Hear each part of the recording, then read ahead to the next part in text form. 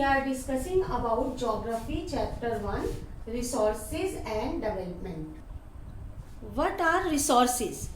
Everything available in our environment which can be used to satisfy our needs, provided it is technologically accessible, economically feasible and culturally acceptable, can be termed as resource.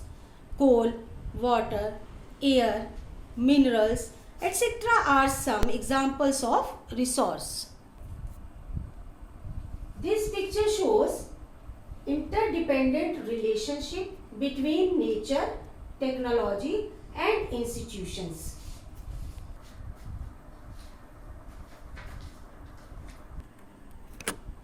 Our next topic is classification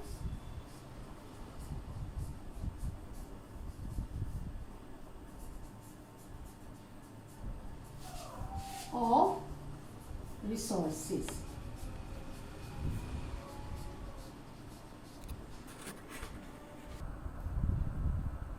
Resources are based on origin, exhaustibility, ownership and on the status of development.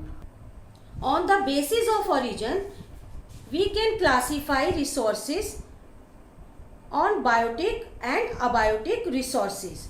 First is biotic resources.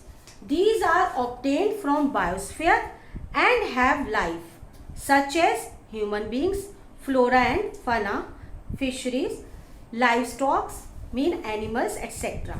Second is abiotic resources.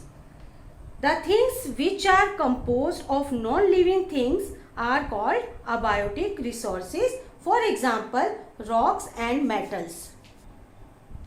On the basis of exhaustibility, resources are of two types: renewable resources and non-renewable resources. First is renewable resources. All the resources which can be renewed or reproduced by physical, chemical or mechanical process are known as renewable or replenishable resources. For example, solar and wind energy. Second is non-renewable resources. These occur over a very long geological time. Minerals and fossil fuels are examples of such resources. Third is based on ownership. On the basis of ownership, resources are divided into four parts. First is individual, second community, third is national, fourth is international. First is individual resources. These are owned privately by individuals. Many farmers own land which is allotted to them by government against the payment of revenue. In urban, people own plots, houses and other property are example of individual resources. Second is community owned resources. There are resources which are accessible to all the members of the community. For example, village commons, grazing grounds, etc. In urban areas, public parks, picnic spot, playgrounds, etc. Third is national resources. Technically, all the resources belong to the nation. All the minerals, water resources, forests, wildlife, land within the political boundaries and oceanic area up to 12 nautical miles, 12.2 km from the coast, termed as territorial water and resources, therein belong to the nation. Fourth is international resources.